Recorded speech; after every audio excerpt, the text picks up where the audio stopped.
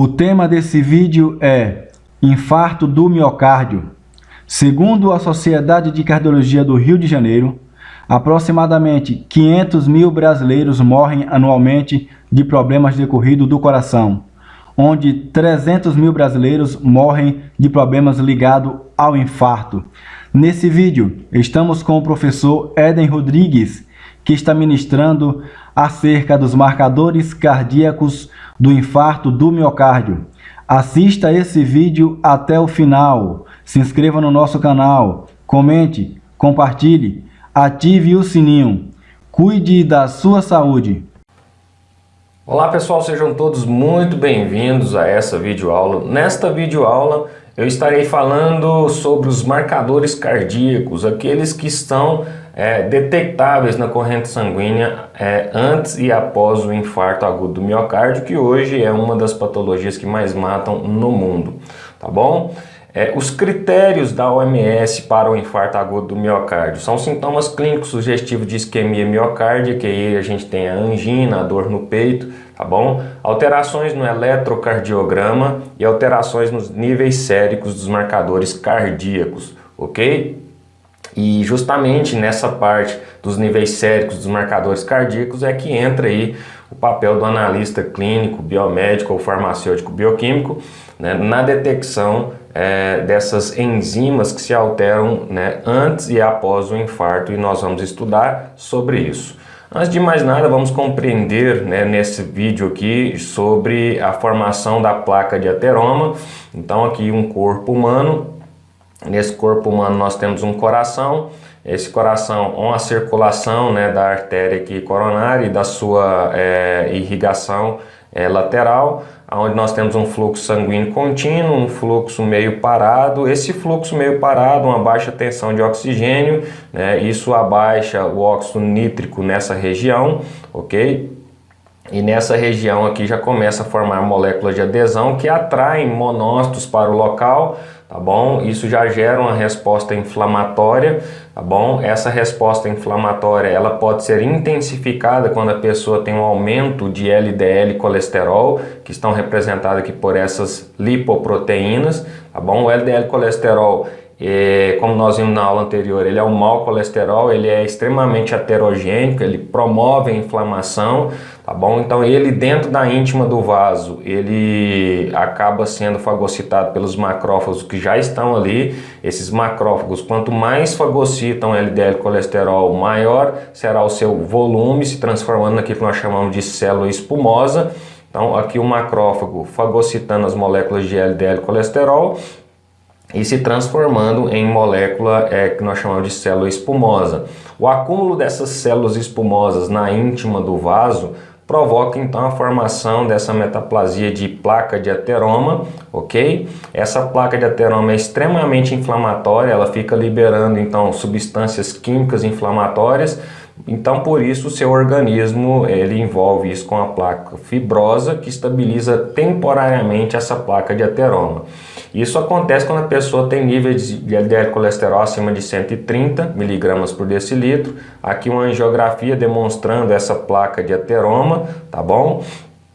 E aqui uma angiografia por catéter demonstrando também a mesma placa de ateroma, ocluindo já a passagem do vaso, tá bom? Nesse momento já começam as isquemias importantes, com anginas importantes. E se essa pessoa não tratar esse excesso de LDL colesterol, que é a lipoproteína extremamente aterogênica, essa pessoa vai, né, fazendo com que esse processo aterosclerótico esteja provocando esse processo inflamatório. Esse processo inflamatório da placa de ateroma libera então substâncias químicas importantes como interferon gama e substâncias enzimas proteolíticas que irão lesionar a cápsula fibrosa, né, que envolve essa placa de ateroma, atingindo então as camadas endoteliais, expondo a placa de ateroma e o seu conteúdo do centro necrótico para a circulação. Esse conteúdo necrótico é altamente trombogênico, ou seja, ele ativa a coagulação. Nesse momento as plaquetas irão então aderir ao endotélio, formando então um coágulo e ocluindo o resto da passagem do sangue, tá bom? E aí dessa forma essa oclusão gera a formação do coágulo que obstrui então a luz do vaso, levando ao infarto. E aí essa injúria cardíaca ocorre principalmente, como a gente viu, por acúmulo de lipídios modificados, que é o LDL colesterol, tá bom? E a gente viu na aula anterior o metabolismo dos lipídios, justamente falando como que se forma esse LDL colesterol, né? Pelo excesso de lipídios, tá bom? A migração e ativação de células inflamatórias para a íntima do vaso.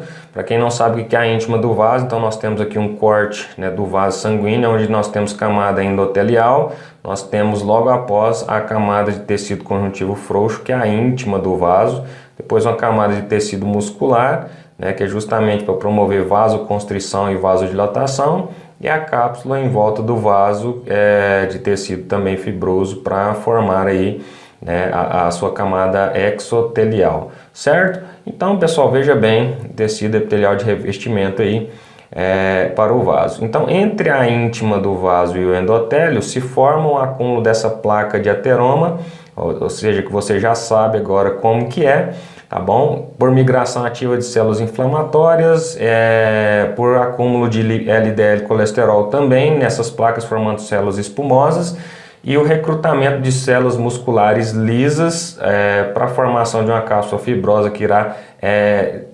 formar, né, em volta dessa placa de ateroma, tentando estabilizar essa placa de ateroma, tá bom?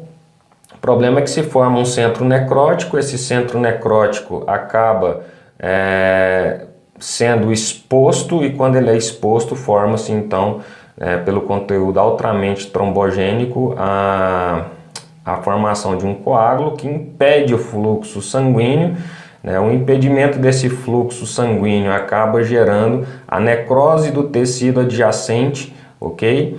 Levando aí à morte das fibras cardíacas importantes, e dependendo da lesão, da extensão da lesão, né, e da extensão da necrose provocada por essa hipóxia tecidual, a pessoa não tem condição de recuperar-se desse infarto. Quando a pessoa volta do infarto, né, foi uma baixa lesão, mas o fato é que aconteceu a lesão, né, vai ter aqui uma necrose coagulativa, né, depois essa necrose coagulativa ela vai se liquefazer e ser transformada em tecido fibroso, que não tem função muscular, então o coração perde força, perde ganho sistólico, né, e a pessoa volta sempre com o coração mais enfraquecido. O fato é que essa formação da placa de ateroma e a ruptura dessa placa de ateroma posteriormente, se não foi tratado, se não foi farmacologicamente corrigido, nutricionalmente corrigido, essa pessoa vai aumentar muito essa placa de ateroma, vai provocar muitos processos inflamatórios dentro do centro necrótico. Isso vai liberar enzimas proteolíticas que agridem a parede do vaso, rompe essa placa e aí leva a trombose e a oclusão do vaso sanguíneo, tá bom?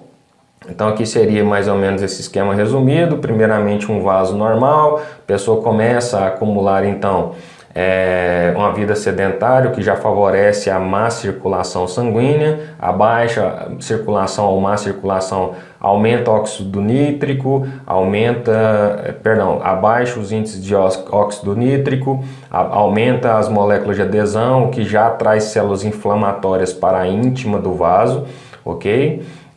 Por isso aí varizes e essas coisas de sedentarismo, associado ao sedentarismo, um excesso de lipídios sendo transformado em LDL colesterol. O LDL colesterol também, ele acima de 130 mg migra para a íntima do vaso, aonde é fagocitado pelos monócitos que já estão lá, aumentando-se então o número de células espumosas inflamatórias, né, formando-se a placa de ateroma, né, encapsulada, que em determinado momento rompe e forma o coágulo, levando ao infarto.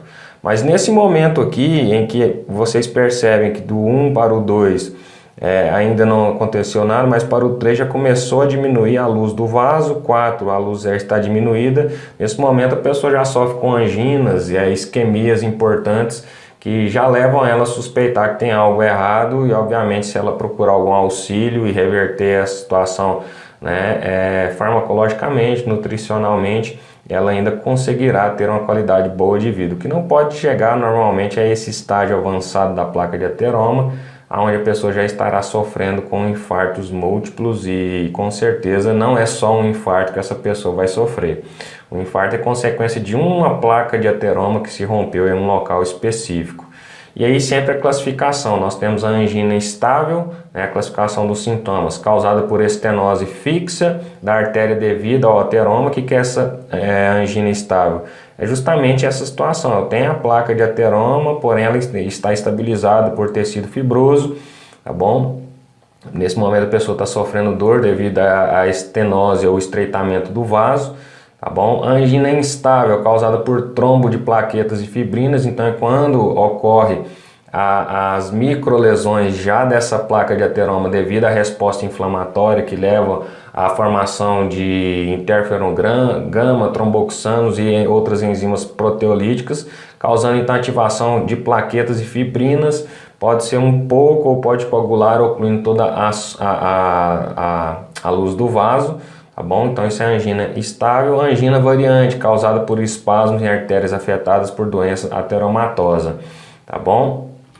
E aí o último estágio, que é o infarto agudo, que é a necrose de uma parte do músculo cardíaco causada pela oclusão do vaso, né, e devido à obstrução, né, do tecido cardíaco, da oxigenação provocada pela obstrução ali da placa de ateroma.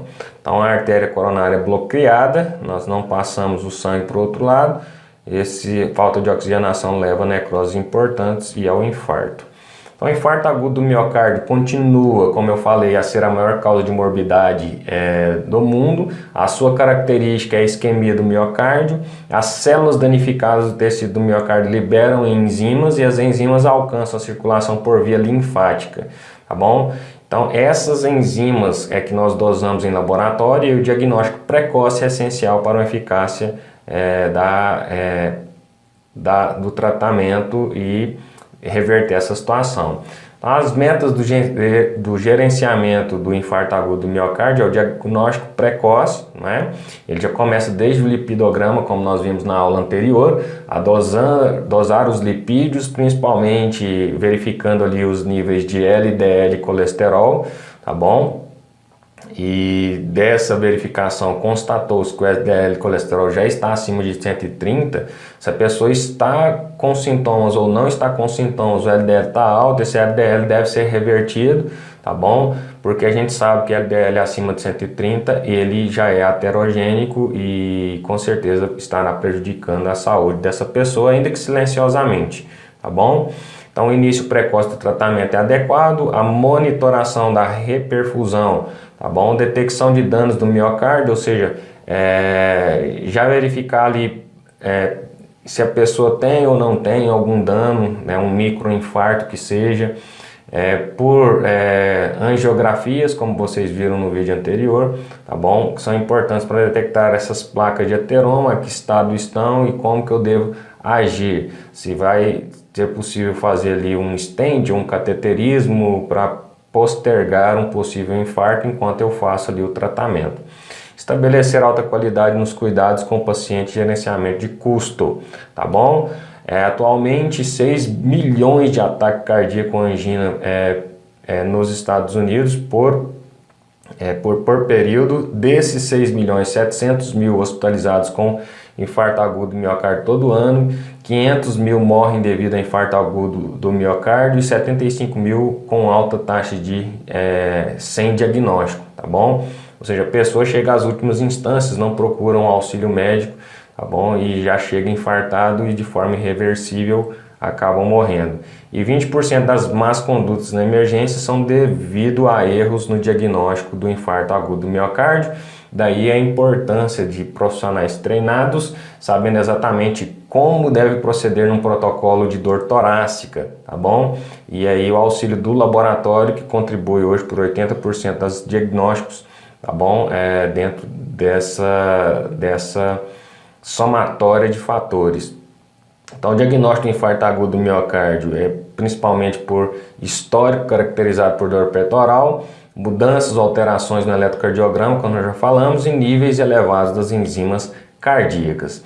E as ferramentas usadas para o diagnóstico chegou com dor torácica, então é feito um eletrocardiograma e já colhe-se o sangue para fazer os marcadores cardíacos que nós iremos estudar. Tá bom? Os marcadores cardíacos, então, são principalmente esse: mioglobina, troponina, tá bom? Isoforma MB e CK-MB e lactato desidrogenase. A gente percebe que quando o músculo cardíaco já está sofrendo com angina, né, com a baixa oxigenação, esse sofrimento elevado já leva à alteração das enzimas. Por que são as enzimas, pessoal? Cada célula do meu corpo, ela tem enzimas específicas, tá bom? E tem enzimas que estão em várias células, tá bom? Então, por exemplo, uma célula muscular cardíaca, ela vai conter essa enzima no seu citoplasma, que é a mioglobina, vai conter troponina, a CK-MB, que é uma fração muscular de enzima especificamente do miocárdio, mas a gente vai ver que ela não é tão específica assim, e a lactato desidrogenase. Então, o que isso é feito? Com dor torácica, né, a pessoa com angina, essa dor torácica tem que ser descartada. Se essa dor torácica teve início em até 6 horas, é interessante, a primeira enzima que vai elevar é a mioglobina, tá bom? Porém, a mioglobina, depois das 6 horas, ela não tem muito valor preditivo, porque ela vai ela já é liberada ali pelo rompimento da célula muscular devido à necrose, e depois ela já perde ali a sua estabilidade dentro da corrente sanguínea, tá bom? E a próxima enzima, que é a enzima inflamatória, desta situação que ocorre aqui, a elevação dela é a troponina. Olha que ela se eleva em até 12 horas e depois, né, que já ocorreu ali um provável infarto do miocárdio, ela já consegue elevar um pouco mais e depois abaixa. Então a troponina vem se elevando nas horas seguintes do pré-infarto.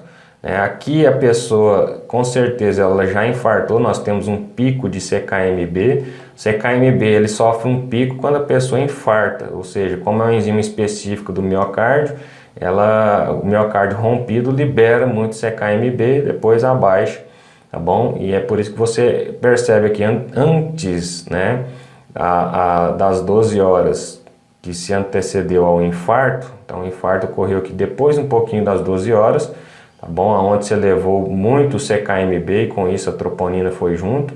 A troponina ela eleva-se aqui antes do infarto, né, quando a pessoa está sintomatológica com dor no peito, angina, tendo ali provavelmente microinfartos. Então é essencial que o laboratório, né, se resolva da seguinte maneira. É essencial que os médicos também entendam isso, tá bom? No histórico de angina, essa angina tem menos de 6 horas, já dosa a mioglobina, tá bom? Tem mais de 6 horas, dosa a troponina, tá bom? E chegar a dosar o CK-MB, ele só vai elevar realmente a níveis acima do valor de referência quando a pessoa infartou, aí já não adianta mais, tá bom? Então eu falo que o CK-MB ele é muito importante no acompanhamento pós-infarto, né? Antes disso, o interessante é dosar a troponina e a mioglobina, tá bom? E essa outra enzima aqui, o lactato desidrogenase, tá bom? Ela se eleva, vai se elevando, né, de uma forma bem letárgica e atinge o seu máximo pico ali depois de quase 2 dias, tá bom? E depois ela começa a baixar novamente. Principalmente é uma enzima que tem no citoplasma da célula, então ela vai sendo liberada ali naquele momento, né? E após o infarto, né, que ocorre justamente aqui no pico do CK-MB, tanto é que eleva a troponina, né? Aí sim eu tenho um aumento da elevação da lactato desidrogenase. Então, os principais marcadores cardíacos hoje é a mioglobina e a troponina, tá bom? Sendo o CK-MB uma forma de acompanhar o infarto, tá bom? O pós-infarto, para ver se a pessoa que recuperou, ela vai infartar de novo, se está aumentando, se está diminuindo. Porque se estiver diminuindo, é sinal que ela está recuperando da lesão, tá bom? Se ela voltou do infarto. Mas se em meio a essas determinações diárias, esse CK-MB volta a aumentar, o que significa? Ela está sofrendo novamente, né, um microinfarto, provavelmente uma angina instável, uma placa de ateroma que se rompeu em outro lugar, e aí vai insere né, levando a vários infartos. Isso também é possível. Tá bom? Então, o diagnóstico do infarto agudo do miocárdio em relação à realidade, a literatura fala que atinge principalmente homens, mas a realidade é que 33% das pessoas infartadas hoje no mundo são mulheres. A realidade da literatura fala que é possível acima dos 65 anos de idade, mas a nossa realidade fala que de 35% a 50% tem menos de 65 anos de idade. A dor peitoral, 11% a 25% não apresentam dor no peito, tá bom? O que chama a atenção, tá bom?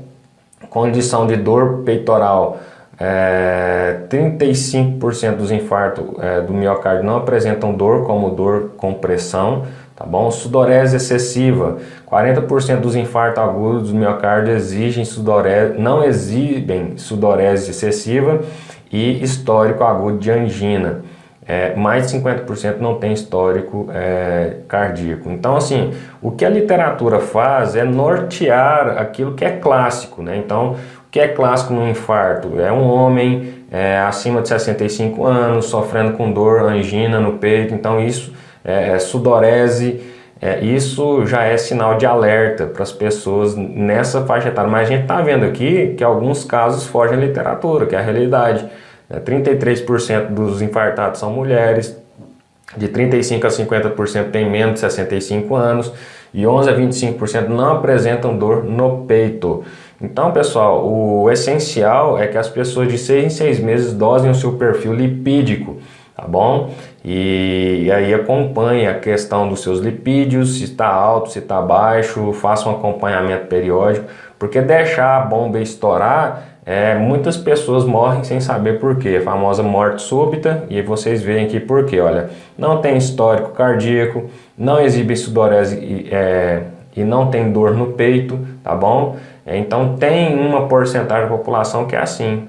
Bom, então o essencial é o exame preventivo, que aí é o lipidograma mesmo, tá bom? Então, a estatística de dor peitoral na emergência de 6 milhões de pessoas com dor peitoral, 300 mil casos são diagnosticados por eletrocardiograma. Porém, a maioria dos casos, de 5,7 milhões, não são diagnosticados pelo eletrocardiograma. Daí, né, eu ter aberto a aula, o protocolo de dor torácica, é a pessoa entrar com dor no peito e ela já faz um eletro e automaticamente colhe sangue para fazer as enzimas. Porque é uma porcentagem muito baixa que é diagnosticada ali nas alterações do eletrocardiograma. Então, se já está com o eletrocardiograma alterado, a pessoa já é admitida na UTI, tá bom? E aí toma os procedimentos, depois dos procedimentos recebem a alta, tá bom? Porém, a grande maioria não é diagnosticado pelo eletrocardiograma e entra as enzimas do laboratório, tá bom?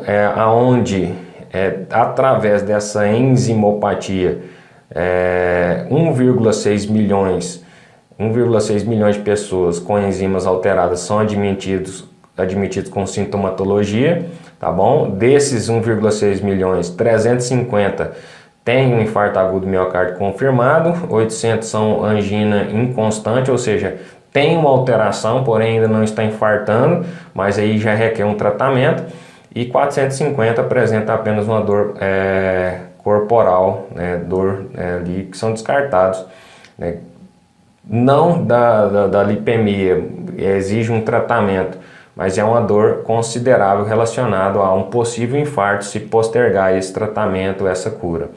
Desses 5,7 milhões, 4,1 milhões são liberados da emergência, 75% sem diagnóstico de infarto agudo, 75 mil sem diagnóstico, ou seja, são outras causas, né? Gases acumulado no peito, uma pancada no peito, uma dor muscular, né? Uma dor nas costelas, enfim, tudo não pode ser negligenciado. Então, a maioria dos casos, como vocês estão vendo aqui, são dores que não são relacionadas ao infarto, mas nós não podemos negligenciar isso, por isso o eletrocardiograma e as enzimas fazem o seu papel, né, dentro de uma interpretação correta de diagnosticar esses casos. Então, no eletrocardiograma, 95% dos eletrocardiogramas identificam o infarto no miocárdio, mas muito tarde para iniciar uma terapia tromboembolítica, que são já esses casos aqui, né, de 300 1000 casos diagnosticados, é porque já estava realmente muito tarde, por isso que eles já são admitidos diretamente na UTI, tá bom? Nesse caso aqui, no infarto agudo do miocárdio, né, apenas 50% do caso apresentam a elevação de ondas Q, tá bom, do eletrocardiograma, tá bom? E o não diagnóstico por eletrocardiograma, pessoal, ele inicial perde em 40% dos pacientes com infarto agudo do miocárdio e 20% dos pacientes com infarto agudo do miocárdio não são diagnosticados. Por isso que não dá para fechar diagnóstico somente com eletrocardiograma. E aí vem um marcador cardíaco, tá bom? Mas qual que é o marcador cardíaco ideal? Aquele que tem uma alta sensibilidade e especificidade à célula cardíaca, aparece rapidamente após o infarto agudo do miocárdio e permanece anormal por vários dias e pode ser ensaiado e liberado rapidamente. Então, ou seja, não existe esse marcador como nós vimos no primeiro gráfico, né? A mioglobina após as 6 horas ela já começa a diminuir o seu pico, a troponina ela até permanece um pouco antes do miocárdio, do infarto agudo do miocárdio, mas tem que sim, são questões de minutos e horas a pessoa já está infartando também. Então não existe um marcador assim, então vários marcadores são necessários. Então os exames laboratoriais nós temos o TGO, né, que é a aspartato aminotransferase, nós temos o gama-GT, o LDH, a proteína C reativa ultrassensível, o CK total, CKMB, troponina total, troponina I e mioglobina. Todos esses exames dessas enzimas, essas enzimas se alteram durante o infarto do miocárdio e precedem o infarto do miocárdio, principalmente troponina e mioglobina, tá bom? Essas outras aqui, infelizmente, elas se alteram pós o infarto agudo do miocárdio, então seria mais para acompanhamento. Agora essa daqui, troponina total e troponina I e mioglobina são interessantes porque elas se alteram momentos antes do infarto, naquele momento que a pessoa está sofrendo uma angina, porém ainda não infartou. Então, o aspartato aminotransferase, que é encontrado em altas concentrações no fígado e músculo cardíaco, é abundante também em músculo esquelético, rins, pâncreas e cérebro. Então, essa enzima ela é encontrada em fígado, músculo cardíaco, músculo esquelético, rins, pâncreas e cérebro, tá bom? Ah, professor, eu pensava que TGO era só para marcador hepático. Engano seu, né? Essa enzima é liberada quando há uma necrose tecidual, principalmente nessas regiões: fígado, músculo cardíaco, músculo esquelético, rins, pâncreas e cérebro, tá bom? Então aí correlaciona-se muito a clínica, TGO alterado com dor no peito. Então essa necrose está vindo da onde, gente? Provavelmente do coração. Mas não dá para afirmar que é só do coração, só com TGO, por isso eu preciso de outros marcadores, tá bom? Aí TGO com a troponina elevada seria, né, altamente indicativo de que a pessoa vai infartar. Ou que já infartou, né? Porque nesse caso aí já houve o rompimento das células, certo? Então LDH, que ela é a desidrogenase lática, tá bom? Largamente distribuído no organismo, estando presente na maioria, se não em todos os tecidos. Por isso que você viu ali no primeiro gráfico que eu demonstrei, né, se quiser voltar o vídeo depois e acompanhar, né, que o LDH ele se altera muito lentamente e depois do infarto ele ainda vai sofrer um pico e depois ele começa a diminuir, depois ali de 3 a 4 dias, tá bom? Ele desaparece, mas ele está presente em todas as células do corpo. Ok? Gama-GT, tá bom? Gama-glutamiltransferase, é altamente encontrado em células ativas quando há troca de aminoácidos. Então, por exemplo, rins e intestinos. É encontrado também em pâncreas, próstata, glândulas salivares, vesícula seminal, cérebro e coração. Então, gama-GT, pessoal, não é exclusividade do fígado, como você pode estar vendo aqui. Mas por que os médicos pedem gama-GT para avaliação hepática? Porque a pessoa foi no consultório médico com uma dor abdominal a esclarecer. Então aí sim, essa dor está vindo por lesões hepáticas, tá bom? Aí o apalpar ali, né, principalmente, esclarece essas coisas. Com a alteração dessas enzimas vai apontar, obviamente, para a confirmação da clínica. Nesse caso aqui, uma pessoa infartada também vai elevar a gama GT, tá bom? CK total, presente em musculatura esquelética, cardíaca e útero, presente também no cérebro. Então vai alterar em problemas musculares, cardíacos, tá bom? Musculares em geral, como o útero é um músculo, tá bom? Vai ter problemas ali também.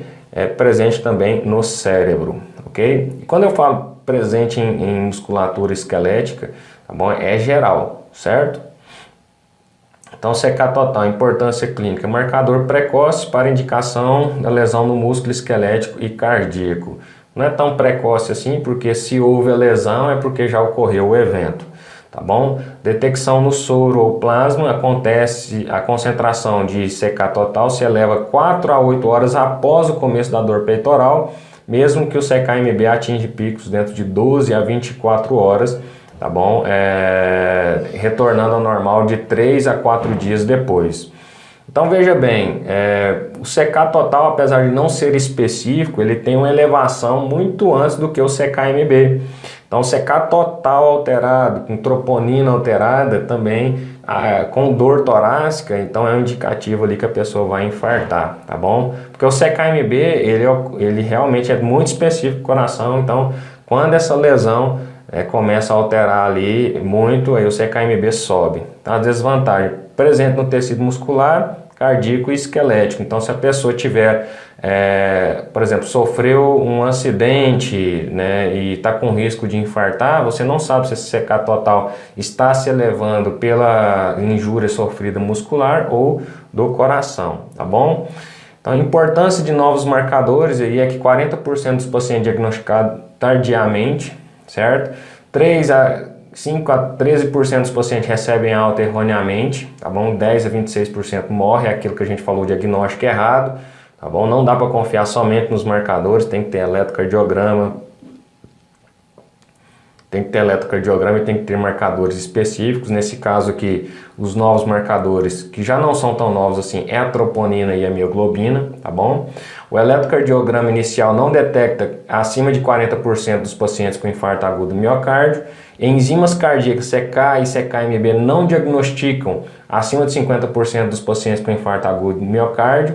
E eletrocardiograma mais enzimas não diagnosticam acima de 20% dos pacientes. Então, importância aí desses marcadores novos, nesse caso aqui o teste CK-MB se tornou mais importante o teste de enzima no soro do diagnóstico do infarto agudo do miocárdio e não é exclusivo do tecido cardíaco, tá bom? Ele tem alta especificidade, porém não é exclusivo. As melhorias dos ensaios na obtenção de critérios desejáveis de diagnóstico, especificamente especificidade cardíaca, especificidade da detecção e sensibilidade na detecção rápida, econômica na detecção uniforme da distribuição cardíaca, tá bom? E imunoensaios, tá bom? Que em geral levam 30 minutos usando anticorpos monoclonais anti-CK-MB que medem a concentração em massa de CK-MB, são 100% específicos e têm sensibilidade de menor que 1 micrograma por litro.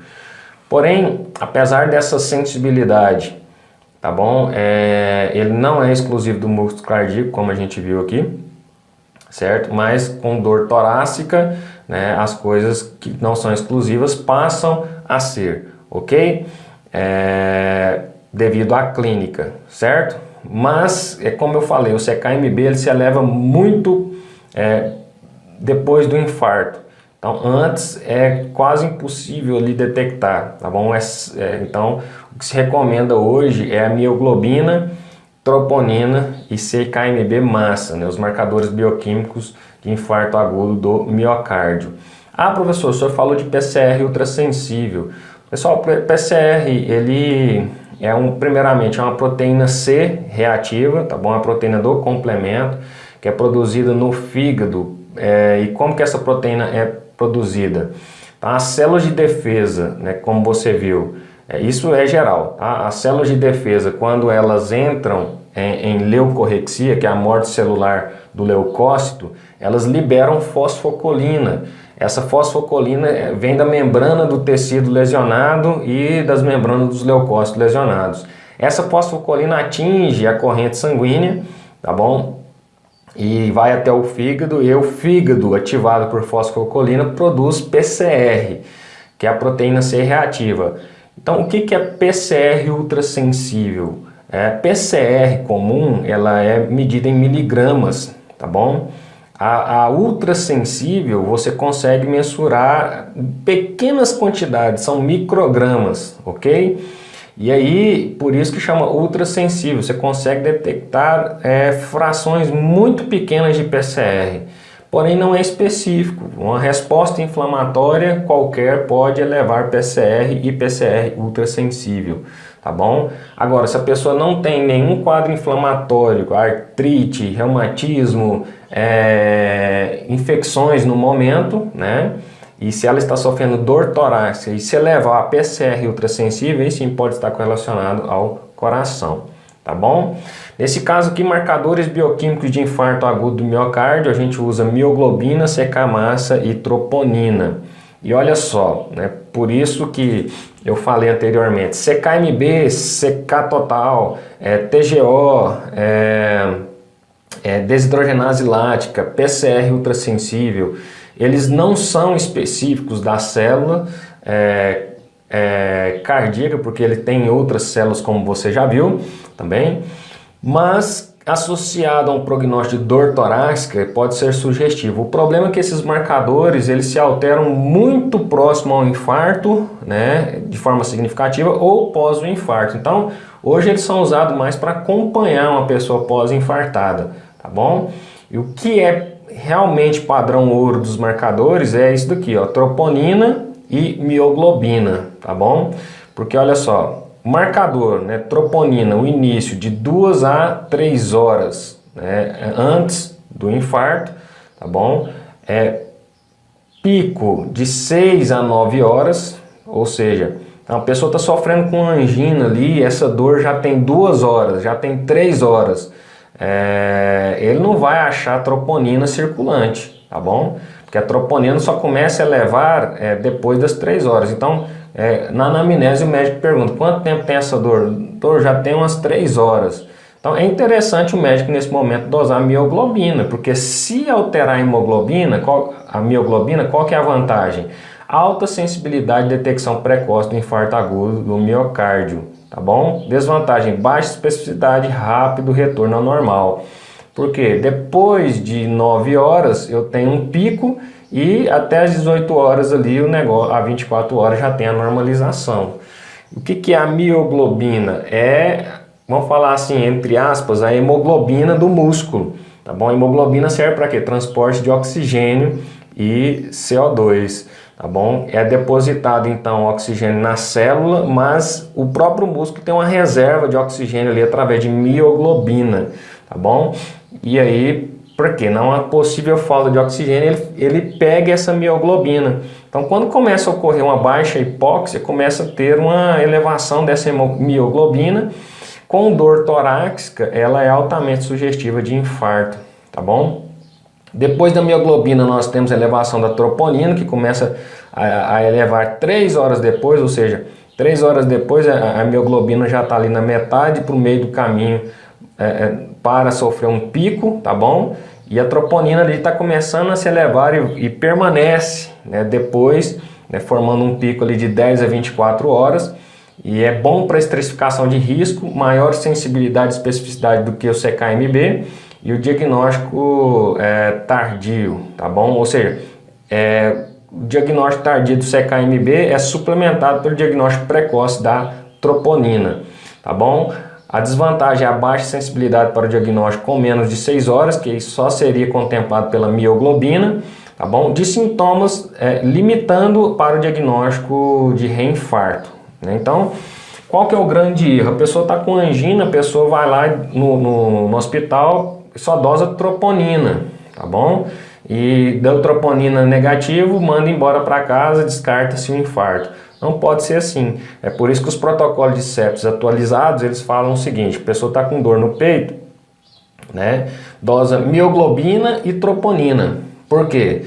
Se pegar ou um ou outro, tem um infarto em andamento, com dor torácica, tá bom?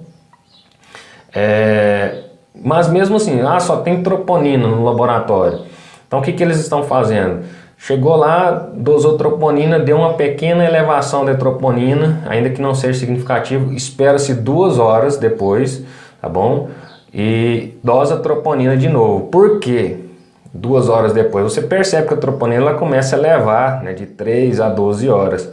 Então, eu dosei no momento de 3 horas. Antes das 3 horas, deu uma troponina normal, porém, tá ali elevando. 2 horas depois, eu já entrei nesse pico aqui de 3 horas, cara. Na elevação. Então, eu percebo a elevação da troponina. Opa, peraí, dor aguda do miocárdio, né, 2 horas depois da primeira detecção houve uma elevação, ou seja, esse paciente é altamente sugestivo, tá bom? E ele continua ali. Se 2 horas depois a troponina deu um valor e permaneceu no mesmo valor, ou seja, não tem elevação, não tem pico delta que a gente chama, elevação da troponina depois de 2 horas, essa pessoa com certeza ela não está infartando, essa dor torácica não vem, né, do infarto, tá bom? E a troponina, ela é sugestiva quando a pessoa está com dor no coração. Por quê?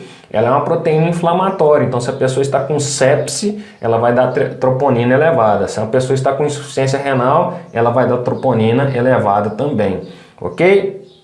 E aqui CKMB, tá bom? Eleva-se de 3 a 12 horas, tendo um pico de 10 a 24 horas, 3 a 4 dias. Tá bom? A pessoa está até melhor, né, do que a troponina. O método de dosagem é rápido, e maior custo e eficiência. É bom para diagnóstico de reinfarto precoce. Então é só para isso que é bom, viu, pessoal? Porque realmente, né, estudos atuais já comprovam, apesar da literatura você estar enxergando assim, os últimos congressos de cardiologia eles têm falado que a morte do CKMB para diagnóstico, tá bom? Então quem confia só no CKMB, apesar da literatura falar isso daqui, que tem um início muito semelhante à troponina, né, o fato é que a troponina ela se eleva antes do infarto. E quem espera a elevação do CKMB, né, pode correr, e já teve casos de pessoa diagnosticar erroneamente quando ela acompanha só pelo CKMB. Então o ideal é ter a dosagem de mioglobina, troponina e CKMB, tá bom? Na ausência de todos, usa só a troponina com intervalo de 2 horas, como eu expliquei aqui, que vai dar certo no final. A troponina elevou-se em 2 horas, da troponina dosada inicialmente, deu um valor X. 2 horas depois aumentou, com dor torácica, ela tem uma eficácia, apontamento para um infarto, tá bom? E aí a pessoa pode ser tratada antes do infarto, leva para o cateterismo, faz uma angioplastia, né, antes da pessoa infartar, porque ela vai perder menos músculo cardíaco do que se deixar infartar, às vezes ela nem volta, tá bom? Então seria isso, certo? Então a importância clínica do CKMB é um marcador mais específico para a detecção de lesão do músculo cardíaco do que o CK total, sim. A dosagem seriada aumenta a sensibilidade para o diagnóstico do infarto agudo do miocárdio, sim. Detecção no soroplasma, e as concentrações de CKMB começam a elevar 4 horas após o início da dor precordial. Os picos são atingidos em torno de 24 horas, retomando ao normal a 48 horas. As desvantagens presentes no músculo, no tecido muscular cardíaco e esquelético. Porém, pessoal, como eu falei, após a lesão de várias fibras cardíacas que você já vai ter um aumento do CKMB. Então a troponina se eleva antes, ok? Então CKMB né, e a literatura, embasada na literatura atual, né, de cardiologistas e congressistas, falam que dosar CKMB para prever o infarto não dá certo. O ideal é mioglobina e troponina, tá bom? CKMB, os métodos de medição, atividade enzimática, a gente dosa por atividade enzimática ou por complexos imunológicos, tá bom? Da atividade enzimática, o teste clássico onde a quantidade de enzima é medida através do consumo de substrato, é o famoso, né, método enzimático, tá bom? E o imunológico, são utilizados anticorpos monoclonais que medem a massa de enzima existente na amostra. É mais específico, mais caro também, tá bom? E requer um aparelho, uma automação que trabalha com imunodiagnóstico, ok? No caso aí do CKMB, tá bom? CKMB fração massa, né, dividido por CK total. É usado para diferenciar lesão tecidual em músculo esquelético de lesão em músculo cardíaco. Como que é feito isso? CKMB, tá bom? Dividido por CK total, tendo uma relação maior do que 6%, é lesão no miocárdio. Se CKMB dividido por CK total for menor do que 6%, a lesão é no músculo esquelético. Mas isso se o CKMB dosado for o CKMB massa, tá bom? Então, por que os testes de massa são mais confiáveis do que os testes de atividade? Tá bom? Porque tem o CK atividade e o CK massa, tá bom? Por que os CK massa são mais confiáveis? Porque possuem melhor sensibilidade analítica. O teste de CKMB massa detecta cataliticamente enzimas ativas e inativas, assegurando o aumento da sensibilidade. Então, melhor sensibilidade diagnóstica, tá bom? Teste de massa detectam lesões do miocárdio de 1 a 2 horas antes do que o teste de atividade, tá bom? Menos resultado falso positivo e possuem pouca ou nenhuma interferência de macromoléculas, como é o caso do CKMB e o CK total, tá bom? E também hemólise, pouca ou nenhuma interferência quando o sangue está hemolizado.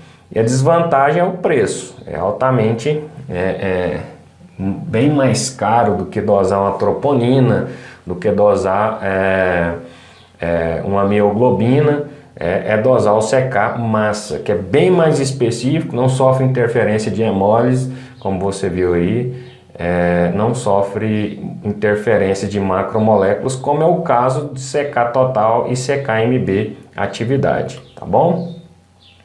O CKMB na detecção do infarto agudo do miocárdio, estudos mostram que a sensibilidade e especificidade de uma única dosagem varia consideravelmente com o tempo em que a amostra é colhida após o início da sintomatologia. Então, de 17% a 62%, a 0 hora do atendimento no setor de emergência, 92% a 100% a 3 horas, tá bom? Os estudos mostram que a curva tradicional, né, é de CKMB de 0, 12 e 24 horas, deva ser substituída ou acrescentada de dosagem por períodos mais precoces, 0, 3 e 6 horas, quando se utilizam métodos mais sensíveis, tá bom? É o que se fazia, né, antigamente, é o mesmo que eu falei com a troponina, dosava ali dosa a troponina a 0 horas e depois 2 horas depois do atendimento, observa-se a elevação, já tem uma correlação ali com o infarto, tá bom? Se a pessoa tiver dor torácica, tá bom? Porque se ela tiver com septicemia na UTI, como eu falei que a troponina é uma enzima inflamatória também, ela vai dar alterada, mas não correlacionada ao infarto. CKMB eles faziam a mesma coisa, né? Só porque eles dosaram de 0, 12 e 24 horas e perceberam que se dosar de 0, 3 e 6 horas, isso seria melhor, tá bom? Então, o paciente chegou CKMB 0 horas, tá bom? Depois 3 horas, depois 6 horas. Observou-se uma elevação, então a pessoa está infartando, ok? O problema é que 0, 3, 6 horas, 1 hora essa pessoa infarta. E troponina com 0 e 2 horas você já percebe essa sensibilidade aumentada. Então por isso que hoje eles preferem mais dosar troponina do que dosar CKMB como sugestivo de protocolo de dor torácica, tá bom? Então não é que o CKMB não funciona, a troponina é melhor nesses casos, tá bom? CKMB em angina. Os aumentos séricos em paciente com angina instável pode acontecer, mas não são típicos como no infarto agudo do miocárdio, pois não ocorre oclusão total e necrose, tá bom? Os indicadores prognósticos em paciente com angina instável, paciente com elevações de CKMB, possuem maior risco de infarto agudo do miocárdio e morte súbita do que aqueles que em níveis que permanecem inalterados, tá bom? Então, o problema aqui, pessoal, CKMB em angina, a gente viu que 33% das pessoas praticamente não sofrem com angina, né? Então já chegam a infartar. E é onde eu recomendo sempre acompanhar de 6 meses o lipidograma e o aumento do LDL colesterol e do colesterol total, ok? Mesmo não tendo sintomas, esses valores de LDL têm que ser reduzidos e a pessoa também detectou-se o LDL aumentado, é interessante que elas façam a angiografia para ver se já não tem formação ali de placa de ateroma, para estar acompanhando sempre, né, para não ser uma dessas estatísticas de pessoas que sofrem infarto agudo do miocárdio e não vêm, né, por esse motivo,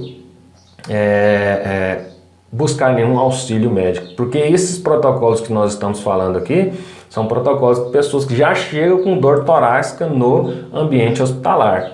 Então, o CKMB, a gente viu que ele pode ser dosado enzimaticamente ou imunologicamente, e dentro do laboratório as coletas de amostras, né, os procedimentos normais para coleta e armazenamento, pode ser dosado em soro ou plasma. Bom, armazenamento a temperatura ambiente por 12 horas ou a refrigeração 4 graus Celsius por 3 dias e congelado menos 20 graus Celsius por 1 mês. Plasma pode ser o plasma EDTA, o plasma de heparina de lítio ou heparina sódica, tá bom? EDTA é aquele tubo da tampa roxa, a heparina lítica é o tubo da tampa verde e o heparina sódica. Normalmente você vai ter aí o seu... o tubo também da tampa verde. Então, observação, se o tempo de coagulação for aumentado, terapia trombolítica ou anticoagulante, o uso de amostras e plasmas é aconselhado, não usar oxalato como anticoagulante, tá bom? Uma das coisas que também a pessoa já chega ali com a troponina elevada, normalmente os médicos pedem a dosagem de dedímero. O que é o dedímero? O dedímero é um subproduto ali de enzimas de fibrinólise do fibrinogênio. Então, quando o dedímero está aumentado, é porque você já está em processo de coagulação e já degeneração de coágulos para formar outros coágulos, tá bom? Então, dedímero aumentado é mau prognóstico para quem já está sofrendo com dor no peito. Significa que ele está sofrendo ali, pode ser uma angina instável, não coagulou ainda, né? Então, o dedímero vai dar aumentado, né, por esse motivo, tá bom? Então, o que é o dedímero? É uma enzima que se eleva em estágios de coagulação, certo? Então, se a pessoa está em eventos trombocoagulativos, né, o aumento do tempo de coagulação, alteração, né, do seu plasma, fibrinólise, o dedímero vai aumentar, tá bom? E a troponina aumentada com dedímero aumentada significa que essa pessoa tem uma placa de ateroma instável, tá bom? Troponina elevada, sem elevação do dedímero, significa que ela tem uma placa de ateroma ainda estável que não se rompeu, certo? E aí isso classifica o evento. Se eu tenho uma placa de ateroma instável, né, eu vou ter que levar essa pessoa para um cateterismo, para não ocluir esse vaso e tem que ser emergencial, tá bom? Se tiver estável, eu vou ficar acompanhando essa pessoa e ao menor sinal de aumento de dedímero, cateterismo nela, tá bom? Então o fato é que esse acompanhamento ele tem que ser feito por angioplastia, cirurgias. Se a pessoa está sofrendo dor, né, ela vai com certeza passar por uma cirurgia antes que ela venha sofrer um infarto e danos maiores, tá bom? Os resultados do CKMB em nanogramas por ml ou microgramas por litro, tá bom? Limitação do processo, resultados maiores do que 300 nanogramas por litro ou microgramas por litro, você vai ter que diluir, porque ele não consegue detectar resultados acima de 300. Os resultados entre 0,5 microgramas devem ser relatados como menor que 0,5 nanogramas ao invés do valor numérico. Tem muitos laboratórios que colocam 0,5. Se está menor, tem que relatar como que está, tá bom? O intervalo de medição analítico de 0 a 100 nanogramas, tá bom? Esse é o intervalo de medição analítico do teste. Dentro desse intervalo aí, intervalo de referência de 0 a 3,6 nanogramas, tá bom? Para os sistemas aqui, eu estou embasando no sistema de imunodiagnóstico de Mention, ok? Da Siemens, certo? O critério diagnóstico é menor do que 5 microgramas por litro, né? Não é infarto agudo. A zona cinzenta está entre 5, maior do que 5, e infarto agudo do miocárdio maior do que 5. Então, zona cinzenta menor ou igual a 4 e maior que 5, tá bom? Então, tá ali naquela zona, tô entre 4 e 5, eu tô na zona cinzenta. Acima de 5 eu já tô infartado. Abaixo de 5, né, não é infarto agudo do miocárdio, certo? Mioglobina. Como eu falei, a mioglobina é uma proteína ligadora de oxigênio contida no músculo estriado cardíaco esquelético e esquelético também. A sua função fisiológica é incerta, né, podendo servir como reservatório de oxigênio acessível somente em circunstâncias de hipóxia extrema, como eu já falei. Aumenta os séricos, ela aumenta quando ocorre trauma em músculo esquelético ou cardíaco. Tá bom? É um marcador tardio seguindo de danos no miocárdio. Então, grande valor preditivo, negativo 100%, né, quando dosado entre 3 a 6 horas após o início da sintomatologia. Então, mioglobina funciona muito bem de 3 a 6 horas de diagnóstico. Após isso, né, quem vai atuar é a troponina. Então, em pacientes com infarto do miocárdio, o nível pode ser elevado até 10 vezes a referência, tá bom? Os estudos de sensibilidade e especificidade da mioglobina para diagnosticar infarto agudo do miocárdio foram de 97 a 1%, 97,1% e 97,9% respectivamente. A perca de sensibilidade e especificidade de 77,2% em dosagem de 8 a 15 horas após infarto agudo do miocárdio, na insuficiência renal e nos danos do músculo esquelético. Tá bom? A coleta dessa amostra, né, nós temos que seguir os procedimentos corretos da coleta, pode ser feito em soro ou plasma, tá bom? Armazenamento a temperatura de 2 a 8 graus Celsius por 7 dias e a menos 20 graus Celsius por um mês. Pode ser colhido em plasma EDTA, heparina lítica e heparina sódica. Também evitar, né, o oxalato como anticoagulante nesses casos. Você vai perceber que tanto para troponina, mioglobina, CKMB, CK total, tudo isso aqui são critérios de coleta, tá bom? Pode aplicar os mesmos critérios de coleta. Então, os resultados é nanograma por ml ou micrograma por litro. A limitação do processo é resultados acima de 1000 microgramas por litro. Você vai ter que diluir a amostra. Intervalo de medição ou sensibilidade analítica do método é de 1 a 1000 nanogramas por ml.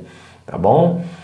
O intervalo de referência é que o homem tem de 16 a 96 nanogramas por ml de mioglobina circulante. Acima disso já é um provável infarto, uma lesão muscular importante, tá bom? A mulher de 9 a 82 e o combinado ali de 10 a 92 seria um valor de referência geral, tá bom? Para o sistema de imunoensaio dimension, pode ser que varie de sistema analítico para analítico, por isso que eu estou frisando aqui aonde eu retirei esses valores de referência, tá bom? O critério diagnóstico, a medição da mioglobina como meio auxiliar de diagnóstico para a estratificação do risco de infarto do miocárdio com valores preditivos negativos de até 100% em determinados períodos de intervalo após o início dos sintomas. Então, olha só, a mioglobina sempre se eleva antes, em questão de horas, do que o próprio CKMB. Então, ela tem um alto valor preditivo, né? Pode salvar vidas com muito mais rápido. O CKMB, você vai ali fazendo aquela curva de 3 horas, a pessoa já está com dor, né? Então, chegou aqui com 5 horas de dor no hospital, se dosasse uma mioglobina já ali mataria a charada. Aí aqui com 5 horas ela vai dosar, depois 3 horas depois dosa de novo, 8 horas, depois 3 horas, 11 horas de sintoma dosaria e perceberia essa elevação da CKMB, constataria o infarto do miocárdio. Se dosasse a mioglobina já saberia muito tempo, tá bom? O problema é que muitos laboratórios não usam mioglobina e no Sistema Único de Saúde também não se usa mioglobina. Desconhecimento, valor, eu acho que é muito mais caro, né, internar um paciente pós-infarto do que colocar a mioglobina na sua medição. E vocês vão ver no final essa conclusão. Mioglobina, CK total e CKMB, tá bom? Mioglobina com duplo pico, o que é isso? A pessoa teve elevação, né, na 2,5 horas, começou a diminuir, e teve um outro pico de hemoglobina. O que é isso? A pessoa teve um infarto e outro infarto, né? Duas lesões importantes, e aí eu tive uma elevação do CK. O CK total ele eleva antes, porém não é específico, tá bom? E o CK-MB, a pessoa já tinha sofrido aqui 2 infartos praticamente detectados pela mioglobina, tá bom? Então aí eu coloco sempre, né, para vocês, alunos, esse conhecimento para chegar a discutir em questão ali a nível do ambiente hospitalar, que muitas das vezes a mioglobina pode parecer caro, mas no final das contas ela vai ficar barato para o hospital, se for dosado isso daí, quando se trata em desafogamento dos setores de urgência. A mioglobina resolve muito mais rápido, e mioglobina com troponina fecha praticamente ali todos os porcentagens da clínica quando se trata de enzimas, tá bom? Então, eletrocardiograma, mioglobina e troponina, cara, isso é um padrão ouro, extremamente, quase diamante, pode falar dessa forma. Então, a troponina, né, importância clínica, é útil no diagnóstico do infarto agudo do miocárdio, né, útil para a estimativa de angina instável, detecção no soro ou plasma, aparece de 4 a 6 horas após o infarto agudo do miocárdio, pico em 12 horas e permanecendo elevado até 7 dias. As desvantagens, então, presentes no tecido muscular de regeneração, tornando-se menos específicos no infarto agudo do miocárdio, elevando em pacientes renais, como eu falei, elevando em pacientes com pneumonia, porque é um processo inflamatório e ela é uma enzima inflamatória, elevando em diabetes com comprometimento renal, porque o diabetes, como a gente viu na primeira aula de carboidratos, ele gera uma necrose microvascular, que aí eu vou ter que desenvolver nefropatia diabética, retinopatia diabética, isso tudo gera inflamações importantes e por isso eleva a troponina também. A maioria dos testes disponíveis fornece resultados qualitativos, tá bom? A sensibilidade é absoluta para detectar a infarto agudo do miocárdio, no caso da troponina. Tá bom? Dosagens múltiplas atingem 100% de sensibilidade, é o que eu falei, dose em 0 e 2 horas depois você já percebe um pico de elevação, né? Então, com dor torácica, isso está relacionado ao infarto agudo do miocárdio, tá bom? Teste mais específico para lesão do miocárdio, certo? E útil na determinação de risco em pacientes com angina instável, certo? Tá com dor instável, né? Percebeu essa elevação em 2 horas, é o que chamamos de delta de troponina, a pessoa já vai para o cateterismo. Então, detecção no soro ou plasma aparece 4 a 6 horas após, né, a dor pré-cordial, atinge pico em 12 horas e retorna ao normal em até 7 dias. As desvantagens: sensibilidade diagnóstica menor que a mioglobina, uma vez que não se eleva antes das 6 horas. E aí eu tenho a troponina I, nesse caso, tá bom? Que é a troponina que tem toda essa sensibilidade, né? Em angina instável, a presença de graus mínimos de lesões no miocárdio identificados pela troponina I é um indicador de prognóstico paciente com angina instável, segundo Garvani, em 1995, velho. E agora que a gente tá dando moral para essas coisas, tá bom? Diagnóstico de infarto operatório, tá bom? No caso seria pré-operatório. E as características de coleta são as mesmas que a gente observou anteriormente, tá bom? E os resultados são reportados em nanogramas por ml, onde resultados acima de 40 nanogramas você vai ter que diluir e a sensibilidade é de 0,4 a 40 nanogramas. Os resultados abaixo de 0,4 devem ser relatados. Resultados menores que 0,04, tá bom? Nanogramas. Então, troponina aí, o intervalo de referência é de 0 a 0,05, tá bom? Então, deu 0,04 é menor. Menor do que 0,04 tem que ser relatado, porque a sensibilidade só vai até 0,04, tá bom? E acima de 0,05 já é um valor de referência interessante, né? E aqui eu estou me embasando também, né, no ImmunoInsight Dimension da Siemens, ok? Então, troponina aí, critério para diagnóstico, possibilidade de ter 2 picos, tá bom? Que são os 2 cutoffs, ponto de corte. Então, estratificação do risco e infarto agudo do miocárdio, tá bom? Dano menor ao possibilitando um dano menor ao miocárdio. Então, às 0 horas ali, detectou-se 0,01 nanogramas, que já é alterado, né? Se você acompanhar aqui com o valor de referência 0,05, é menor do que 0,1, ou seja, a metade, então já deu alteração. 2 horas depois, aumentou de 0,1 a 0,6, ou seja, né, eu tive aqui um pico de elevação, ou um delta de elevação, né, e 3 horas depois aumentou mais ainda, tá bom? A pessoa já está caminhando para um infarto, então não precisa disso aqui tudo, né? Em 2 picos eu já detectei, então já estratifiquei o risco do infarto agudo do miocárdio. Eu vou tratar antes que esse infarto aconteça, tá bom? Então, paciente saudável, vou ter uma troponina aí negativo, né, com uma angina estável que pode ser reversível. Eu já vou ter uma troponina aí alterada, 0,1 nanogramas, tá bom? E à medida que eu vou caminhando 2 horas depois, essa troponina vai aumentando, eu já aumento o risco do infarto agudo e já vou tratar antes, tá bom? Do problema acontecer, ok? Então é reversível o dano até 0,1 nanogramas, acima de 0,1 nanogramas até 0,6 eu tenho uma angina instável com aumento do risco do infarto agudo do miocárdio, e o dano ele já atinge uma pequena área do coração. Entre 0,6 e 1,5 o dano já é proeminente, a pessoa já infartou e aí a lesão já é irreversível, tem uma grande área afetada, tá bom? Então isso aí interpretando os valores da troponina I. Então troponina I, mioglobina, CK-MB e CK total, comparando os três. Então olha só, troponina I, né, ela vai se elevar aqui de 4 a 6 horas após a angina, tá bom? E tem uma elevação com pico máximo 12 horas depois da situação clínica de dor.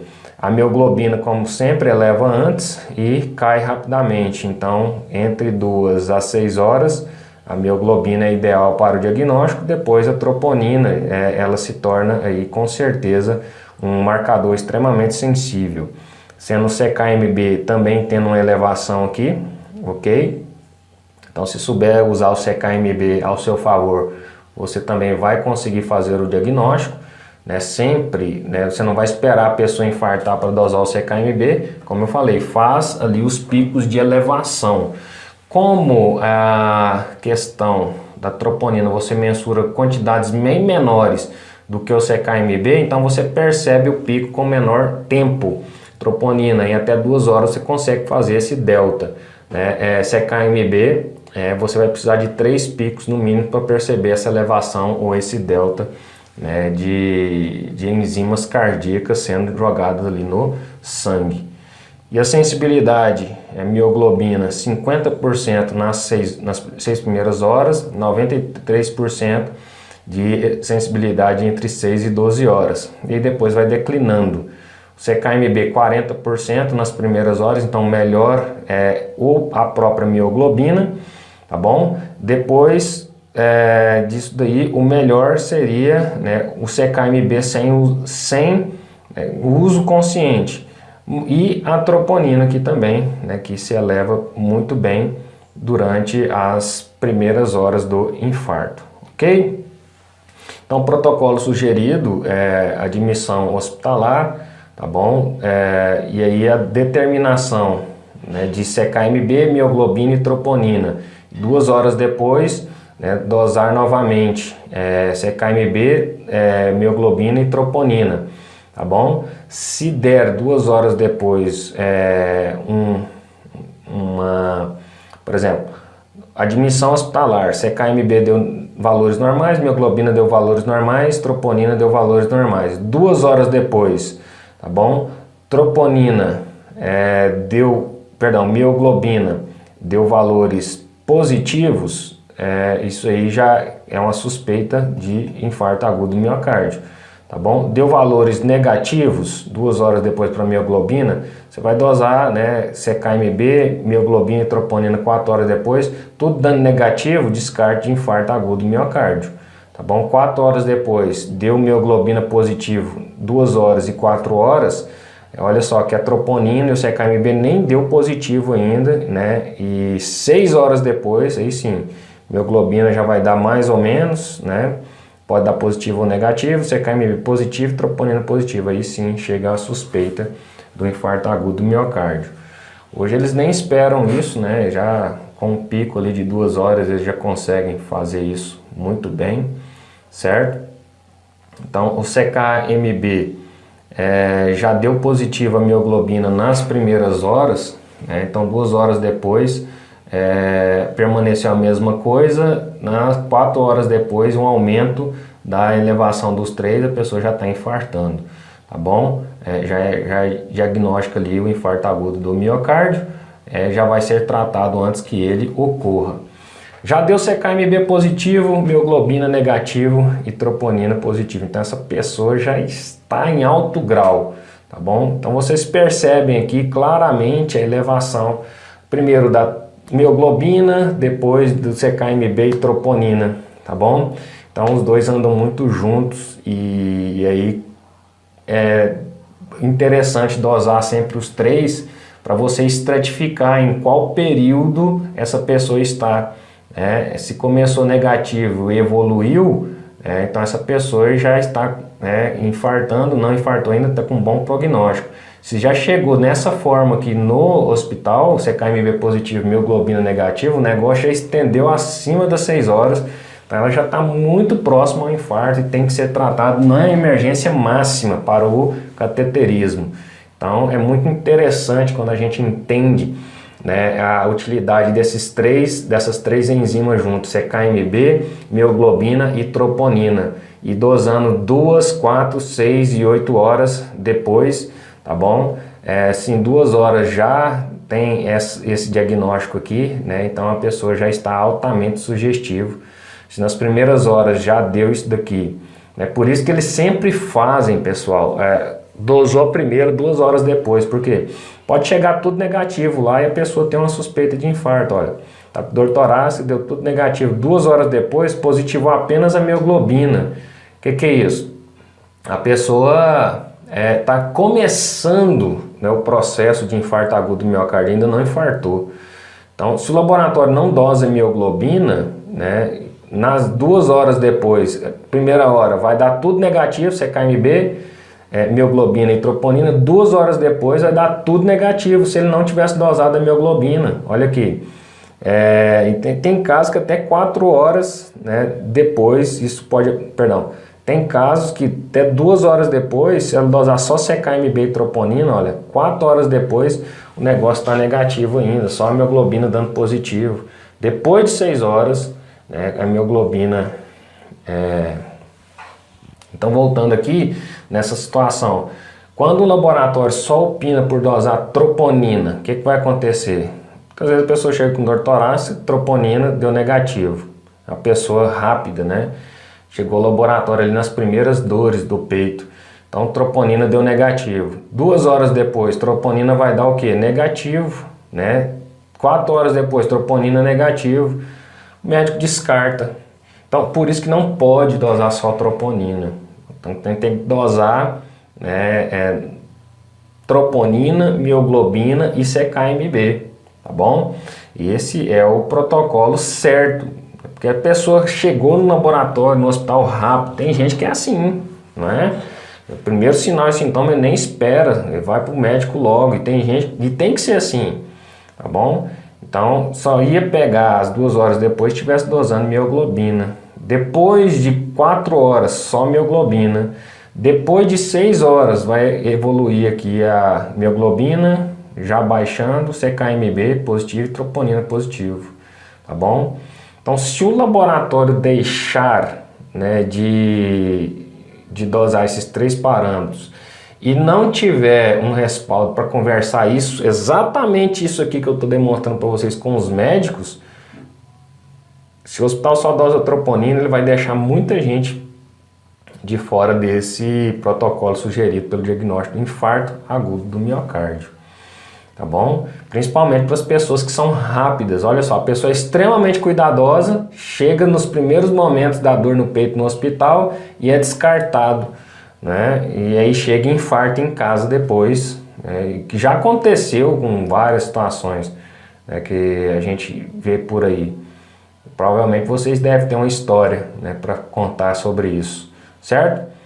Então, se não dosar os três juntos, troponina, mioglobina e CKMB, na verdade você não está fazendo um bom diagnóstico e não é culpa minha, porque a prescrição é médica. Então cabe você orientar o médico como biomédico aí responsável, como farmacêutico responsável, né? Demonstrar para ele a importância da elevação dessas enzimas e que o ideal é que se trate esses três enzimas em conjunto. O convênio não paga, né, as três enzimas juntas. Pessoal, aí é uma questão, né, ética. Se o convênio não paga, né, o paciente pode pagar por isso, então é ideal que converse com a família e faça conforme tem que ser feito. A burocracia é muito grande, Éden, né? Eu sei, realmente é uma burocracia muito grande e aqui fica a minha crítica a todo o sistema de saúde, né, que realmente tem convênio que nem paga troponina, é só o CKMB. Mas mesmo com CKMB tem condição, né, de você fazer muita coisa boa, né? O ideal seria pelo menos CKMB e mioglobina ou CKMB e troponina, mas o padrão ouro mesmo é dosar os três, CKMB, mioglobina e troponina, e agora por este parâmetro aqui você percebeu exatamente o porquê, tá bom? Um outro marcador cardíaco que a gente utiliza é a secreção de BNP e ProBNP, né, que é o hormônio natridiurético, tá bom? Dentro dos cardiomiócitos, tá bom? Com a membrana lesionada, vai ser liberado, né, o ProBNP, que sintetiza-se e libera nas células como um fragmento de BNP, tá bom? Então, olha só, os cardiomiócitos são sintetizados e são liberados como BNP, né? Então, sintetizado como?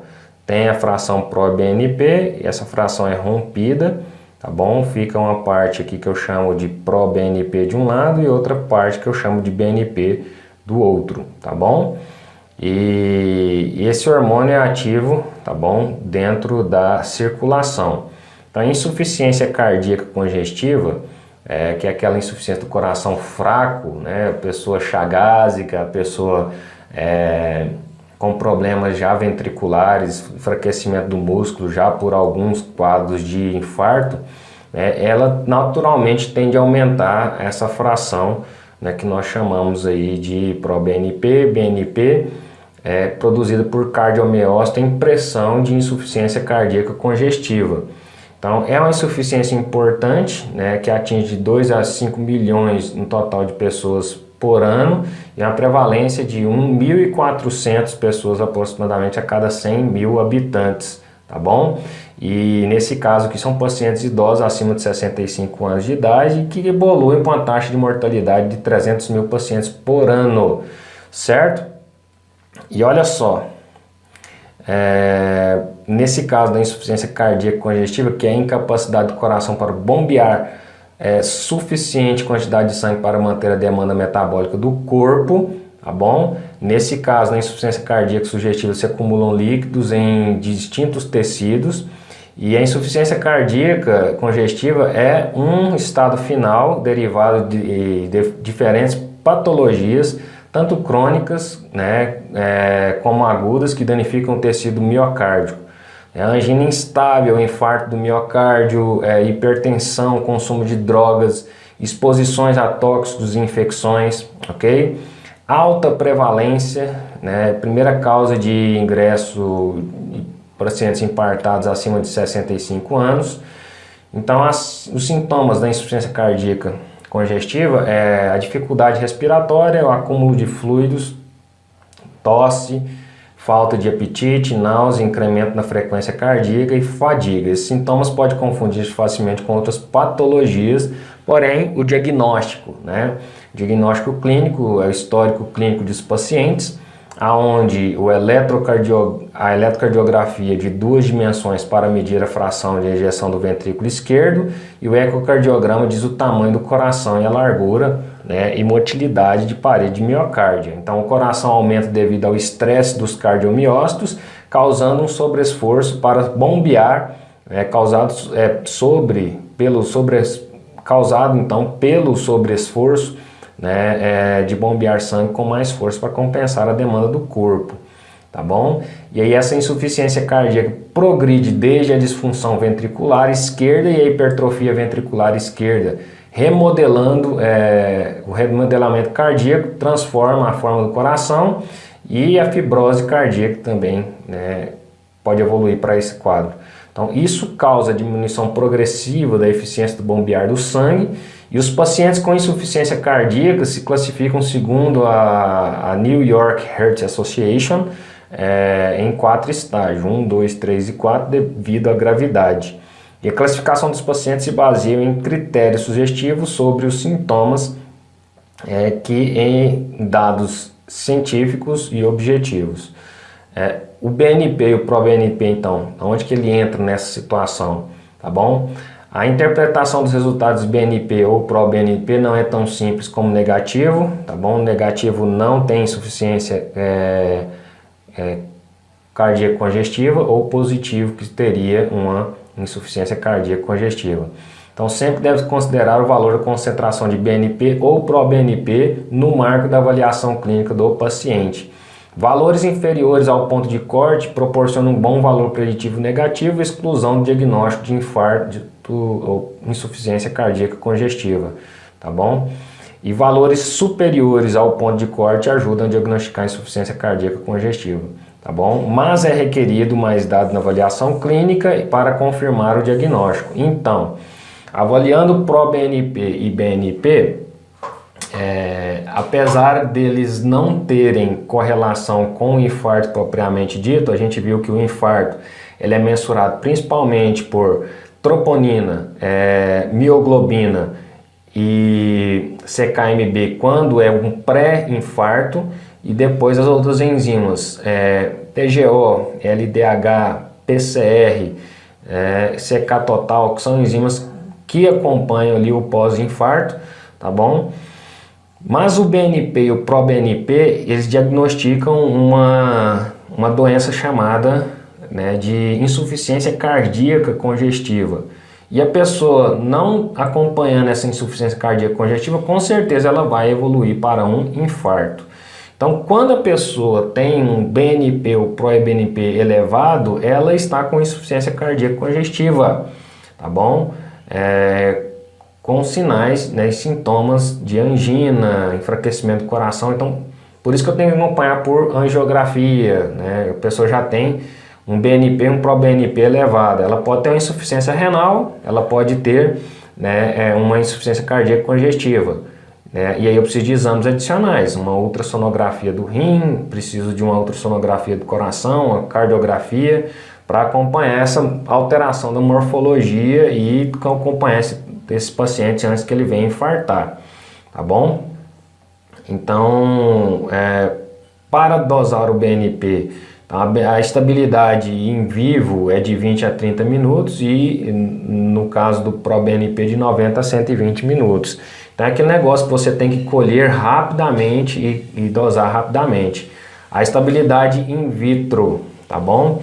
De 4 horas ambiente a 24 horas refrigerado e 3 meses menos 20 graus Celsius. E o ProBNP tem uma estabilidade de 72 horas a ambiente e 72 horas a refrigerado, tá bom? E 12 meses congelado. Isso é importante, né, para a gente no laboratório saber essa estabilidade, porque muitas vezes o médico pede para repetir, você deixou no ambiente de bancada, um BNP que você dosou de manhã, se ficar na bancada, ambiente, à tarde ele já não serve mais para diagnóstico, tá bom? O ProBNP não, ok? Então o ProBNP serviria, o BNP não. O tubo, somente em tubo de plástico, tá bom? Se for no caso do BNP, e o de ProBNP pode ser em plástico ou em vidro. Hoje a gente nem usa tubo de vidro no laboratório mais, devido às altas interferências que ele dá em alguns, ou na maioria dos exames, certo? Interferência por medicamento, o BNP sofre interferência e o ProBNP não. Qual medicamento que altera o BNP? O Natrecor, tá bom? Que é um medicamento cardíaco, certo? Tipo de amostra é plasma com EDTA e o BNP é plasma com EDTA ou heparina, tá bom?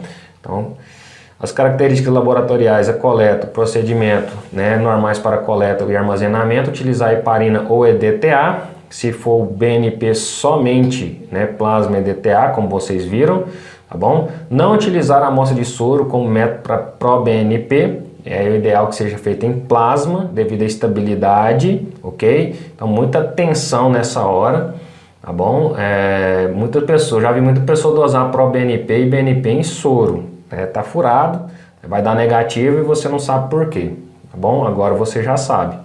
Então, armazenamento a temperatura de 2 a 8 graus Celsius por 3 dias e congelado por 12 meses, tá bom? Resultados aí, então, de ProBNP, acima de 30 mil você vai ter que diluir e o intervalo de medição é de 10 a 30 mil picogramas por ml, tá bom? Em pacientes menores que 75 anos, até 125 picogramas por ml seria o ideal, acima disso já apontam a insuficiência cardíaca, tá bom? Congestiva. E pacientes acima de 75 anos, né, 450 picogramas por ml. Acima disso, seria já uma insuficiência cardíaca congestiva. E isso aqui eu estou embasando novamente no sistema de Immunisci Dimension, tá bom? E como que é feita essa reação? Então eu tenho aqui uma partícula sólida envolvida por anticorpos, tá bom? Esses anticorpos capturam o ProBNP se ele estiver na amostra, tá bom? E depois eu tenho anticorpos marcados com substâncias reveladoras que se ligam à reação e são reveladas, tá bom? Quando ocorre aqui a produção de cor, tá bom? E essa produção de cor vem justamente dos anticorpos marcados que se ligaram aqui somente porque o BNP está, ou o ProBNP está ligado. Então é assim que acontecem as reações de quimioluminescência, eletroquimioluminescência ou reações enzimáticas no laboratório, tá bom?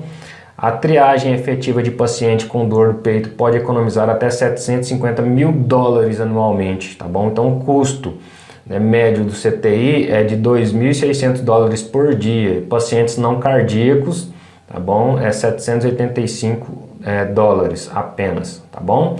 Então, necessidade, testes laboratoriais disponíveis 24 horas por dia, resultados em menos de 2 horas, o analito mioglobina, CKMB, troponina, CK total, CKMB, massa e CKMB, isoforme, troponina I, troponina T, segundo as suas especificidades, né? Então, normalmente, quando se observa-se o custo médio da UTI, né, e o custo médio de pacientes não cardíacos, você vê que quem vem por infarto agudo do miocárdio, ele vai parar numa UTI com certeza, tá bom? E se eu prevenir isso antes através de medicamentos, eu posso fazer um cateterismo, uma UTI pós-cirúrgico e esse paciente já vai para o quarto, tá bom? Então isso vai economizar e muito para o hospital. Então a internação, o paciente vem e fica internado no UTI, né? Não foi observada a questão da troponina, mioglobina e CKMB, como eu falei. Eu quero economizar, vou dosar só troponina, mando o paciente para casa, o paciente infarta, volta, depois vai direto para a UTI, vai ficar ali dias na UTI, 30 dias, 40 dias, 60 dias, dependendo da situação, né? Quando ele volta para se recuperar, e sem falar no custo pré-operatório, operatório, né? Então, e se o hospital observar isto, né, se o convênio observar isso, que é mais interessante dosar certo, né, os analitos, ele vai economizar aí com a internação, porque o paciente chega lá, já faz o diagnóstico antecedente, né, ao infarto, já faz ali um cateterismo, esse paciente é uma microcirurgia, ele vai ficar na UTI no máximo um dia, tá bom? Se recuperando, vai para o quarto e já é liberado ali em torno de uma semana, rapidamente. Então, pessoal, é uma economia gigantesca, porque um kit, né, de secar a massa, por mais caro que seja todos esses aqui, olha, ele não custa $2.600 por dia, tá bom? Ou por dosagem, tá bom? $2.600 dá para você comprar vários kits disso aqui e para dosar várias vezes em paciente, no mínimo 100 vezes você vai dosar. Então é muito mais barato você fazer da forma correta do que inferir em altos gastos hospitalares, tá bom? Então, conhecimento é poder. Espero ter esclarecido, né, para vocês em questão dos marcadores cardíacos, o que são infarto agudo do miocárdio, quais situações que levam ao infarto agudo do miocárdio. A gente viu aqui os principais marcadores cardíacos. A aula é longa, mas você pode parar, né? Você pode fazer dessa aula um acervo, né, para a sua própria condução, tanto de proeficiências, porque isso cai muito em provas, né, inclusive a questão dos marcadores cardíacos, quais são os melhores, e você entendendo essa aula, com certeza você entendeu os marcadores cardíacos, em quais situações que eles são utilizados, tá bom? E a questão da insuficiência cardíaca congestiva com valor preditivo através de BNP e pró-BNP. Falamos também do dedímero, né, as correlações clínicas com ele e a angina estável e instável, tá bom? Então, pessoal, um grande abraço, deixe aqui as suas dúvidas, seus comentários e, obviamente, nós estaremos respondendo na medida do possível. Fiquem todos com Deus e até a próxima aula.